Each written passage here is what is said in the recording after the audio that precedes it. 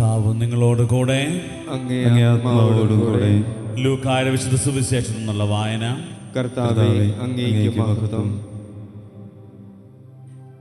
അക്കാലത്ത് ജനക്കൂട്ടത്തിൽ നിന്ന് ഒരുവൻ അവളോട് പറഞ്ഞു, ഗുരു, പിതൃസ്വത്ത് ഞാനുമായി പങ്കുവയ്ക്കുവാൻ എൻ്റെ സഹോദരനോട് കൽപ്പിക്കണമേ.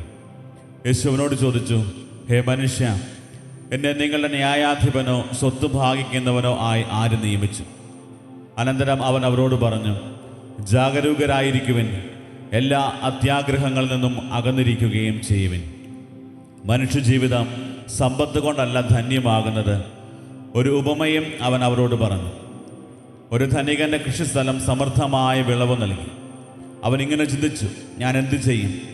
ഈ ധാന്യം മുഴുവൻ സൂക്ഷിക്കാൻ എനിക്ക് സ്ഥലമില്ലല്ലോ.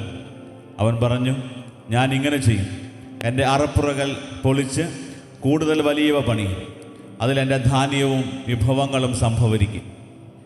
അനന്തരം ഞാൻ എൻ്റെ ആത്മാവിനോട് പറയും, ആത്മാവേ, അനേക വർഷത്തേക്ക് വേണ്ട വിഭവങ്ങൾ നിനക്കായി സംഭരിക്കപ്പെട്ടിരിക്കുന്നു. വിശ്രമിക്കുക, തിന്നുകുടിച്ച് ആനന്ദിക്കുക. എന്നാൽ ദൈവം അവനോട് പറഞ്ഞു, ഭോഷ, ഈ രാത്രി നിൻ്റെ ആത്മാവിനെ നിന്നിൽ നിന്ന് ആവശ്യപ്പെടും. അപ്പോൾ നീ ഒരുക്കി വച്ചിരിക്കുന്നത് ആരുടേതാകും? ഇതുപോലെയാണ് ദൈവസന്നിധിയിൽ സമ്പന്നനാകാതെ തനിക്ക് വേണ്ടി സമ്പത്ത് ശേഖരിച്ചു വെക്കുന്നവന്. കർത്താവിൻ്റെ സുവിശേഷം. ക്രിസ്തുവേ, അങ്ങേക്ക് സ്തുതി. ഈശോമിശിഹായിലേറെ സ്നേഹിക്കപ്പെടുന്ന പ്രിയ മാതാപിതാക്കളെ, സഹോദരി സഹോദരങ്ങളെ, ആണ്ടുവട്ടത്തിലെ 18ാമത്തെ ഞായറാഴ്ചയിലേക്ക് നമ്മൾ പ്രവേശിച്ചിരിക്കുകയാണ്. നമ്മൾ വായിച്ചു കേട്ട എല്ലാ വായനകളും നമ്മളെ ഉദ്ബോധിപ്പിക്കുന്നത് നശ്വരമായ ഒരു കാര്യത്തിനു വേണ്ടി നമ്മുടെ ജീവിതത്തെ പൂർണ്ണമായി സമർപ്പിക്കാതെ അനശ്വരമായതിന് കൂടുതൽ പ്രാധാന്യം കൊടുക്കുന്നവരായി നമ്മുടെ ജീവിതങ്ങൾ മാറണമെന്നുള്ളതാണ്.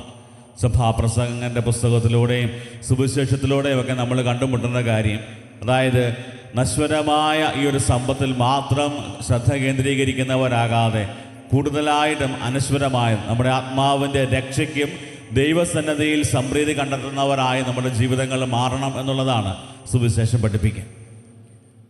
കുറേ വർഷങ്ങൾക്ക് മുമ്പ് ബാംഗ്ലൂരുള്ള ഇടവകയിൽ വികാരിയായി ശുശ്രൂഷ ചെയ്തുകൊണ്ടിരുന്നൊരു സമയത്ത് എന്നെ ഏറെ വേദനിപ്പിച്ചൊരു സങ്കടം, ഒരു പൗരോഹിത്യ ജീവിതത്തിലെ ഏറ്റവും വേദനിപ്പിച്ചൊരു സംഭവമായിരുന്നത്.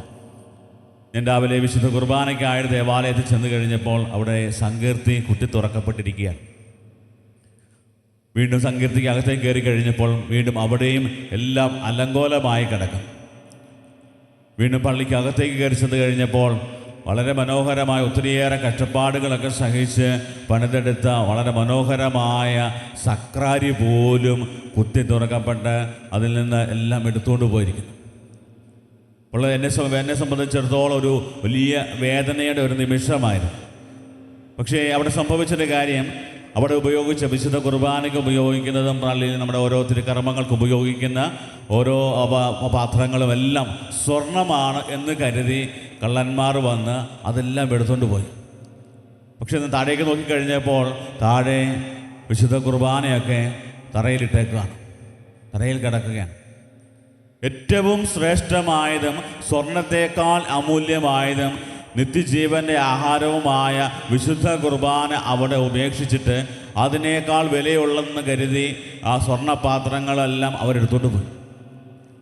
ഒത്തിരിയേറെ സങ്കടമൊക്കെ ഉണ്ടായിരുന്നു. പക്ഷേ പിന്നീട് അതേക്കുറിച്ച് ധ്യാനിച്ച് കഴിഞ്ഞപ്പോൾ എനിക്ക് മനസ്സിലായി, ആ കള്ളന്മാർ മണ്ടന്മാരായ കള്ളന്മാരായിരുന്നു. അതായത് ഏറ്റവും ശ്രേഷ്ഠമായതിനെ ഉപേക്ഷിച്ചിട്ട് വിലയില്ലാത്തത് എടുത്തുകൊണ്ട് പോയി. ഇന്ന് സുവിശേഷത്തിൽ നമ്മൾ കാണുന്നത് ഏകദേശം ഇതുപോലെയുള്ളൊരവസ്ഥ. അതായത് ദൈവം ഒരു മനുഷ്യനെ ഭോഷൻ എന്ന് വിളിക്കുന്ന ഒരു വചനഭാഗം. ആ വചനഭാഗത്തിന് തലക്കെട്ട് തന്നെ ഭോഷനായ ധനികനെന്നാണ്. അതായത് സമ്പത്തുണ്ടാക്കുന്നതും അല്ലെങ്കിൽ സമ്പത്ത് നമ്മുടെ ഓരോ ആവശ്യത്തിനു വേണ്ടി ഉപയോഗിക്കുന്നതും അതിനുവേണ്ടി അധ്വാനിക്കുന്നതൊക്കെ നല്ലതാണ് എന്നുള്ള കാര്യം എല്ലാവർക്കും അറിയാം. പക്ഷേ അതിൽ മാത്രമായിട്ട് ഒതുങ്ങിപ്പോകുന്ന ഒരു ജീവിതമാകരുത് എന്നുള്ളതാണ് വചനം നമ്മളെ പറഞ്ഞു തരിക. അതായത് ഈശോയുടെ അടുക്കൽ വരുന്ന ഒരു വ്യക്തിയോട് ഈശോ ചോദിക്കാൻ, എൻ്റെ സ്വത്ത് ഭാഗം ചെയ്യാനായിട്ട് എന്നെ സഹായിക്കണം. അപ്പോൾ അതിനൊക്കെ മറുപടിയായിട്ട് ഈശോ പറഞ്ഞു കൊടുക്കുന്നൊരു ഉപമയാണ്. അതായത് മനുഷ്യൻ ഈ ഭൂമിയിൽ സമ്പത്തിന് വേണ്ടി മാത്രം ജീവിക്കുന്ന, സമ്പത്തുണ്ടാക്കി തൻ്റെ സുഖ സൗകര്യങ്ങൾക്ക് വേണ്ടി മാത്രം അവൻ്റെ സ്വാർത്ഥതയിൽ ജീവിക്കാൻ വേണ്ടി വിളിക്കപ്പെട്ടവനല്ല. അവൻ പരസ്പരം സ്നേഹത്തിലും സന്തോഷത്തിലും സമാധാനത്തിലും ദൈവാശ്രയ ബോധത്തിലും ജീവിക്കേണ്ടവനാണെന്നുള്ള കാര്യം ഈശോ പഠിപ്പിക്കുകയാണ്. ഈ ഒരു ധനികനെ സംബന്ധിച്ചിടത്തോളം അവൻ്റെ ജീവിതകാലത്ത് അവന് കിട്ടിയ ഒത്തിരിയേറെ സമൃദ്ധിയുണ്ട്. ധാന്യങ്ങളൊക്കെ ഇഷ്ടം പോലെ അവന് കിട്ടി, സമൃദ്ധിയുണ്ടായി. അതൊരു തെറ്റുള്ള കാര്യമല്ല. അതിൻ്റെ അറപ്പുരകളൊക്കെ പൊളിച്ച് കുറച്ചുകൂടെ വിപുലീകരിക്കുമെന്ന് അവൻ തീരുമാനമെടുത്തു. അതും നല്ല കാര്യമാണ്. പക്ഷേ പിന്നീട് അവൻ്റെ സംസാരത്തിൽ നിന്ന് നമുക്ക് മനസ്സിലാകുന്നൊരു കാര്യം, അവൻ്റെ ജീവിതത്തെക്കുറിച്ച് മാത്രമാണ് ചിന്തിക്കുക. അതായത് എനിക്ക് എങ്ങനെയും ഇനിയും കുറേ സാധനങ്ങളൊക്കെ ഉണ്ടായിട്ടുണ്ട്, അതുകൊണ്ട് ഇനിയും ഞാൻ തിന്നു കുടിച്ച് അറമാദിച്ച് ജീവിക്കും.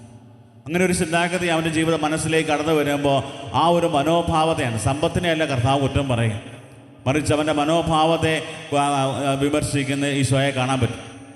കാരണം അവൻ്റെ ആത്മാവിൻ്റെ രക്ഷയേക്കാൾ അധികമായ പ്രാധാന്യം കൊടുത്ത സമ്പത്തിനാണ്. അതുകൊണ്ട് വളരെ ശക്തമായി തന്നെയാണ് ഈശോ പറയുക, അതായത് ദൈവസന്നിധിയിൽ സംപ്രീതി കണ്ടെത്തുന്നവരായിട്ട് നമ്മൾ മാറണം.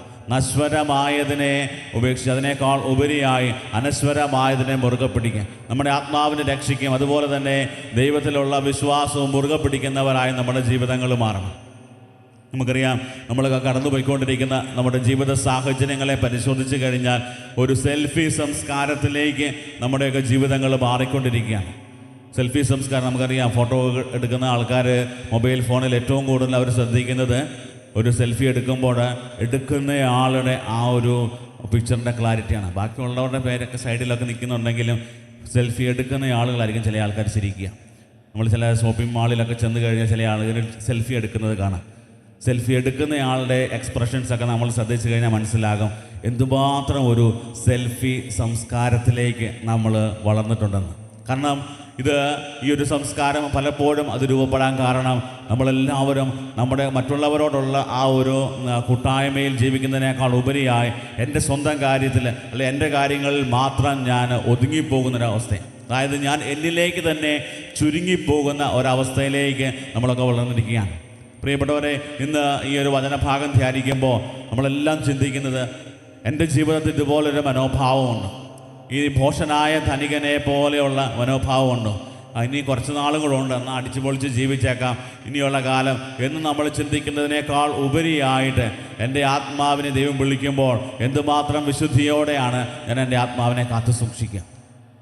പ്രിയപ്പെട്ടവർ, ഇതൊരു വലിയ ചോദ്യമാണ് നമ്മുടെ മുമ്പിൽ. നമ്മുടെയൊക്കെ ജീവിതത്തിൽ ഇതുപോലുള്ളൊരു മനോഭാവം ഉണ്ടെങ്കിൽ മാറ്റാനായിട്ടുള്ളൊരു വലിയ ആഹ്വാനമാണ് സുവിശേഷം നമുക്ക് തരിക. സഭാപ്രസംഗൻ്റെ പുസ്തകം ഒന്നാമത്തെ വായനയിൽ നമ്മൾ വായിച്ചത് കേട്ടതുപോലെ എല്ലാം മിഥ്യയാണെന്ന് പറയാൻ കാരണം, അതായത് നശ്വരമായതെല്ലാം ഇതെല്ലാം പലപ്പോഴും നമ്മുടെയൊക്കെ മുമ്പിൽ മിഥ്യയായിട്ട് നിൽക്കുക.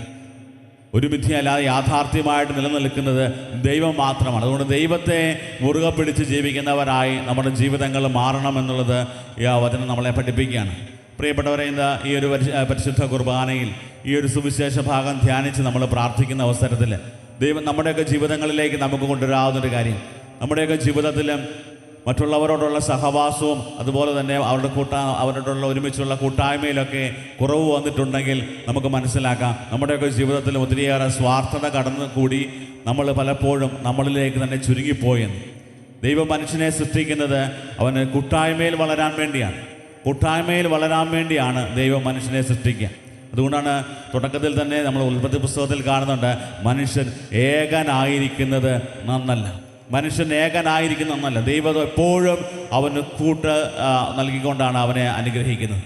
പ്രിയപ്പെട്ടവരെ, അപ്രകാരം ദൈവത്തിൻ്റെ സ്വപ്നത്തിൽ നിന്ന് വ്യതിചലിച്ച് പോകാതെ സ്വാർത്ഥതയൊക്കെ ഉണ്ടെങ്കിൽ സ്വാർത്ഥതയിൽ നിന്നൊക്കെ മാറി കൂടുതൽ കൂട്ടായ്മയിൽ വളരുന്നവരായി നമ്മുടെ ജീവിതങ്ങൾ മാറാനും നമുക്ക് ലഭിച്ചിരിക്കുന്ന ഈ ലോകത്തിൽ ജീവിച്ചിരിക്കുന്ന ഈ ഒരു ഭൗതിക സമ്പത്ത് അത് നമ്മുടെ നന്മയ്ക്കും അതുപോലെ തന്നെ മറ്റുള്ളവരുടെ കൂടെയുള്ളവരുടെ നന്മയ്ക്കുമൊക്കെ ആയിട്ട് പങ്കുവയ്ക്കുവാനും ദൈവം തരുന്നതിനെ രണ്ട് കൈയോടെ സ്വീകരിച്ച് അത് മറ്റുള്ളവരുമായി പങ്കുവയ്ക്കാനുള്ളൊരു മനോഭാവവും നമുക്കുണ്ടാകട്ടെ.